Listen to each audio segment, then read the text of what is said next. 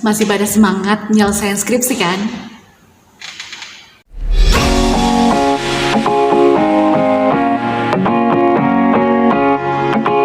Halo para pejuang skripsi, ketemu lagi dengan saya si Wijayanti di channel YouTube saya. Pada kesempatan kali ini kita beralih ke bagaimana menulis metode penelitian ya. Ini merupakan salah satu bagian yang sangat penting untuk bisa mengarahkan penelitian kalian nanti. Bagi yang masih bingung bagaimana caranya, simak video berikut ini. Di bagian metode penelitian ya, kita lanjutkan yang kemarin kita sudah bahas juga tentang tinjauan pustaka. Nah, tentang metodologi penelitian. Nah, metodologi penelitian itu seperti layaknya adalah seperti petunjuk teknis yang nanti akan membantumu mengarahkan dalam penelitian nanti. Jadi ini juga salah satu bagian bab yang sangat penting dalam skripsimu ya, ataupun misalnya kalian menulis proposal penelitian. Ini nih, saya perlu ingatkan kembali, jangan sampai kamu sudah selesai nulis metodologi penelitian, tapi kamu masih bingung nanti mau ngapain aja pada saat penelitian. Itu berarti kamu belum memahami metodologi penelitian, walaupun kamu sudah menulis gitu ya. Misalnya sudah ada bagian-bagian sesuai dengan petunjuk skripsi misalnya. Tapi kalau kamu ditanya, masih bingung mau ngapain saja, itu berarti kamu belum betul-betul memahami rencana penelitianmu, karena rencana penelitianmu intinya ada di metode penelitian itu. Jadi ini adalah petunjuk yang akan mengarahkanmu. Jadi merupakan salah satu bagian yang sangat penting ya. Nah, ada beberapa poin-poin yang ingin saya sampaikan nih ketika kalian menulis di metodologi penelitian. Nah, ada beberapa kesalahan yang saya temui di mahasiswa bimbingan saya ketika menulis metode penelitian itu terlalu banyak seperti tinjauan pustaka. Jadi langsung saja to the point, jangan kayak tinjauan pustaka lagi. Kayak misalnya kalian nggak harus menjelaskan desainnya, misalnya desain cross seksional adalah bla bla bla bla, atau populasi adalah, sampel adalah, dan lain-lain. Itu nggak perlu, tapi kalian perlu pahami.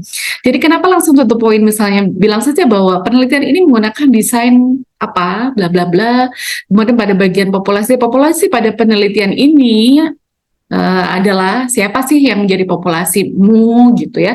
Nggak perlu populasi adalah bla bla bla kemudian ada referensi seperti tinjauan pustaka.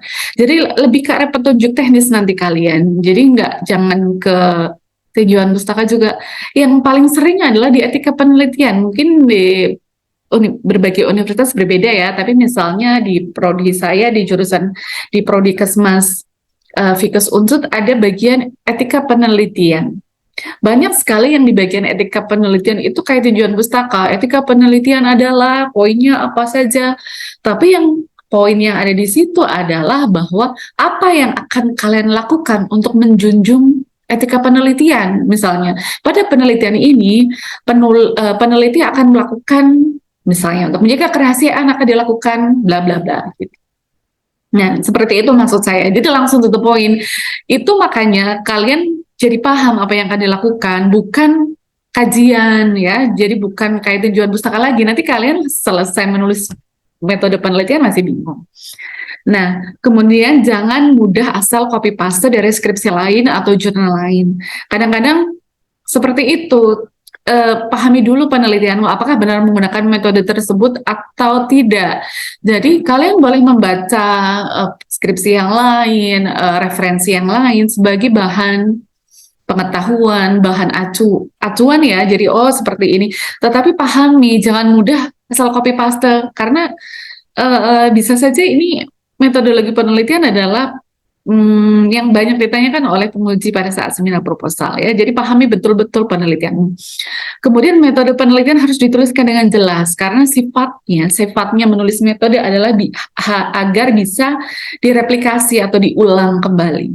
Artinya pembaca dapat mengacu pada penelitianmu untuk melakukan penelitian di topik tertentu itu gitu ya. Kayak misalnya kalau di laboratorium misalnya step-stepnya atau bahan yang disiapkan, yang diperlukan, atau ketika menggunakan alat tertentu, alat apa, bagaimana melakukannya, nah, seperti itu. Jadi memang harus dituliskan dengan jelas. Kemudian bagian-bagian yang penting pada metode penelitian ini silahkan cek di panduan skripsi masing-masing universitas, pasti akan mungkin ada variasi atau perbedaan istilah gitu. Tapi ini contohnya yang saya bahas pada kesempatan kali ini adalah penelitian kuantitatif ya. Yang pertama ada desain penelitian, kemudian biasanya ada populasi dan sampel ataupun responden, kemudian ada variabel apa saja yang diteliti, instrumen penelitian, kemudian ada definisi operasional dan juga analisis data. Kemudian juga biasanya ada etika penelitian ya, ini belum saya sebutkan. Nah, kita ke desain penelitian nih. Jadi pahami benar mengapa kamu menggunakan desain tersebut. Jangan hanya kata teman atau walaupun kalian konsul ya sama pembimbing di gini, oh kalian pakai ini transaksional, pakai kasus kontrol gitu. Tetapi pahami betul kenapa kalian menggunakan itu. Karena kalau sangat besar kemungkinan salah satu pertanyaan pada saat seminar proposal itu bisa ditanyakan, kenapa kamu memilih desain metode itu gitu. Masa dijawabnya, nah kata pembimbing saya gitu kan, enggak salah satu yang big no ya untuk disebutkan seperti itu. Kalian harus betul-betul paham karena penelitinya adalah kalian loh, bukan pembimbing. Pembimbing hanya memberikan masukan, arahan ya, saran gitu. Tapi yang betul-betul bertanggung jawab penuh terhadap penelitian adalah kalian sendiri. Jadi gitu, betul-betul pahami kenapa memilih desain tersebut. Tampilkan atau dituliskan dengan jelas dan informatif untuk bagian desain penelitian. Kemudian kita ke populasi dan sampel. Kemudian tuliskan dengan jelas siapa populasi dalam penelitian kamu. Nah, setelah populasi, bila tidak memungkinkan menggunakan total semuanya, total sampling atau semua populasi, karena tergantung ya penelitiannya. Kalau yang besar, nggak mungkin melakukan penelitian pada seluruh populasi. Jelaskan bagaimana kamu menghitung jumlah sampelnya atau jumlah responden ya. Subjek penelitian kamu, bagaimana menghitungnya? Jadi ada beberapa rumus jumlah sampel, nah itu dijadikan dasar untuk kalian menentukan berapa sih jumlah sampelmu gitu ya. Setelah ketahuan jumlah sampelnya, kemudian bagaimana sih cara pengambilan sampelnya? Ya kan, jangan kebalik, caranya dulu baru jumlahnya. Tapi jumlahnya dulu setelah ketahui jumlahnya, kemudian caranya bagaimana sih gitu. Ini kadang tidak secara jelas dituliskan oleh peneliti, ataupun bahkan peneliti pada saat menyusun proposal masih bingung gitu. Jadi kenapa kalian harus menjelaskan itu sehingga kalian setelah menulis proposal ataupun setelah seminar proposal sudah paham ketika ke lapangan jumlahnya sekian sampel, bagaimana cara pengambilannya? Kalian bisa memilih dengan cara apa yang paling pas ya, apakah di random. Nah, kalau misalnya jangan hanya bilang gini random sampling gitu, tapi bagaimana cara secara teknis kalian melakukan randomnya, ataupun ada stratified atau bermacam-macam cara lain yang kalian pilih untuk pengambilannya, cara mengambilnya.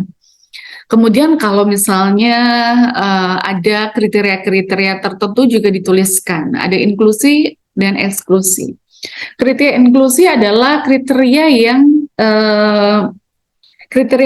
kriteria dari sampel atau responden yang membuat dia masuk ke dalam penelitian. Misalnya kalian ingin karena menggunakan kuesioner yang misalnya lumayan banyak gitu, kalian membutuhkan responden yang sudah bisa mengerti atau bisa menangkap informasi dengan jelas. Kalian bisa menetapkan kriterianya adalah berusia lebih dari 17 tahun atau 17 tahun sampai 60 tahun misalnya. Kalian boleh menetapkan kriteria tersebut tapi kalian harus paham kenapa kalian menetapkan kriteria itu. Gitu ya. Contohnya. Kemudian eksklusi adalah kriteria ketika sampel yang sudah terpilih itu ketika ada kriteria-kriteria tertentu di eksklusi itu membuat dia dieksklusikan atau dikeluarkan. Misalnya pada pada saat pelaksanaan penelitian 3 kali kunjungan ke rumah, misalnya kita mau wawancara nih, 3 kali kunjungan ke rumahnya, sampelnya itu tidak ada di rumah, itu kita keluarkan. Nah, contohnya seperti itu kita kriteriakan karena untuk membuat jelas pada saat penelitian. Oke, kalau 3 kali berkunjung atau ketika kita mendapatkan alamat, kemudian alamatnya kita cari ternyata pindah atau respondennya berpindah tempat. Oke, kita eksklusikan atau kita keluarkan itu dari sampel, kemudian kita cari penggantinya gitu. Dan kriteria inklusi dan eksklusi itu tidak berkebalikan. Jadi misalnya di inklusi bersedia menjadi responden dalam penelitian ini. Jangan eksklusinya, artinya kalau yang bersedia oke, berarti masuk ke dalam kriteria. Jangan eksklusinya jangan responden yang tidak bersedia, ya nggak seperti itu. Kalau sudah bersedia ya udah, berarti nggak dieksklusi, sudah tidak ada kriteria udah tidak ada kriteria terkait itu. Lainnya apa kriteria yang membuat kita mengeluarkan, misalnya sudah 3 kali kunjungan nggak ada di tempat gitu, itu kita eksklusikan bisa. Jadi pahami betul-betul kriteria inklusi dan eksklusi. Jadi memilih sampel kriteria yang pas itu juga akan menentukan kualitas data kan, siapa yang diwawancarai, siapa yang diambil datanya, itu juga mempengaruhi kualitas datanya nanti kita. Kemudian juga ada variabel yang diteliti. Tuliskan dengan jelas variabel-variabel yang kamu teliti, tergantung apakah deskriptif atau analitik ya. Ada misalnya analitik, kamu bisa menuliskan variabel terikat, variabel bebasnya. Kemudian setelah variabel diteliti adalah bagaimana mengukur variabel-variabel itu atau mengambil data. Pasti ada instrumen penelitian ya kan, instrumen penelitian itu sangat penting. Kalian jangan meremehkan ini karena kualitas instrumen penelitian itu juga menentukan kualitas penelitian, hasil penelitian ya. Instrumen yang valid, terstandar akan memberikan hasil penelitian yang bagus juga gitu ya. Ada beberapa instrumen yang bisa kalian pilih, ada di kuantitatif ya, ada kuesioner, ada lembar observasi, ada angket, itu disesuaikan juga dengan tujuan penelitian kita, apa instrumen yang pas gitu. Bila menggunakan kuesioner terstandar atau kuesioner baku, artinya misalnya kita menggunakan kuesioner yang memang sudah banyak dipakai oleh peneliti yang lain, atau ada kuesioner bakunya, misalnya tingkat stres, kemudian atau kuesioner untuk variabel yang lain yang memang sudah ditetapkan terstandar atau sudah dibahasa Indonesiakan dan sudah diuji validitasnya, pakai kuesioner terstandar itu. Dan juga jangan lupa tuliskan referensinya, sumbernya ya. Kemudian bila kalian mengembangkan kuesioner sendiri dan memerlukan validitas reliabilitas atau untuk mengecek apakah misalnya untuk variabel-variabel yang memerlukan validitas reliabilitas, lakukan validitas reliabilitas untuk memastikan bahasa yang dipakai dalam kuesioner sudah sesuai dengan lokasi ataupun subjek sampel yang akan kalian teliti ya. Jadi ini juga penting untuk dilakukan. Nah, setelah ada instrumen, ada analisis data ya. Jadi selain itu mungkin ada definisi operasional ya. Jadi yang belum saya cantumkan di sini itu juga mungkin ada beberapa universitas yang ada definisi operasional. Itu tinggal kalian memberikan definisi pada variabel-variabel atau komponen-komponen yang kalian teliti. Kemudian ada bagaimana cara mengumpulkan datanya, kemudian cara mengkategorikannya. Dan itu juga harus dipahami. Jadi kadang-kadang mahasiswa banyak yang belum, ini nanti gimana cara mengkategorikannya, atau ada juga kesalahan yang sering dilakukan adalah mengulang variabel gitu, jenis kelamin, terus keterangannya adalah jenis kelamin responden atau apa, tapi kalian menjelaskan apa yang dimaksud dengan variabel jenis kelamin gitu ya, jangan mengulang lagi dari variabelnya. Oke, itu tentang definisi operasional. Saya kira itu bisa ya ditulis dengan sistematis dan jelas, biasanya ada berupa dalam tabel. Kemudian analisis data. Jadi setelah ada instrumen, kemudian kalian jelaskan apa sih analisis data yang akan kalian lakukan ya, tergantung apakah deskriptif atau analitik, tapi yang jelas tuliskan secara sistematis analisis data yang akan kamu lakukan. Juga jangan tinjauan pustaka, misalnya analisis apa, kemudian dikasih tinjauan pustakanya banyak gitu. Nggak perlu, tapi yang kalian lakukan secara teknis apa gitu. Dengan menggunakan bivariat, dengan menggunakan uji apa. Gitu. Multivariat dengan menggunakan cara apa gitu. Jangan hanya asal kopas saja gitu kan. Oke, skripsi bisa analisis data kopas gitu ya. Pastikan kamu tahu langkah-langkah apa analisis data yang akan kamu yang dituliskan tersebut. Nah, ini juga kemungkinan juga akan ditanyakan oleh penguji pada saat seminar proposal. Jadi pastikan di analisis data ya, tanya-tanya teman-teman, kakak-kakak tingkat ataupun dosen pembimbing untuk analisis data yang akan dilakukan. Nah, ini etika penelitian juga. Tuliskan langkah-langkah yang akan kamu lakukan seperti yang saya jelaskan di awal ya, bukan seperti menjual pustaka, tetapi misalnya bagaimana kamu menjaga kerahasiaan sampel misalnya. Untuk menjaga kerahasiaan responden, peneliti tidak akan menuliskan nama tetapi menggantinya dengan inisial ataupun kode gitu. Jadi secara teknis, jadi tahu apa yang dilakukan sih untuk menjaga penelitian, atau kemudian data penelitian hanya bisa diakses oleh peneliti dan dosen pembimbing atau siapa gitu. Seperti itu. Jadi atau responden bisa mundur atau berhenti dari penelitian tanpa sanksi apapun.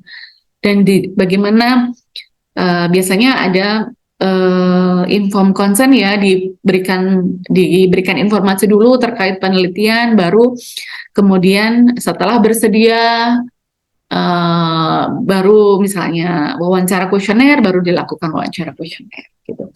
Kemudian yang penting juga di saat ini adalah mengajukan persetujuan etik ke komisi etik. Jadi ini seperti sudah menjadi kebutuhan ya, memang untuk melakukan penelitian harus sudah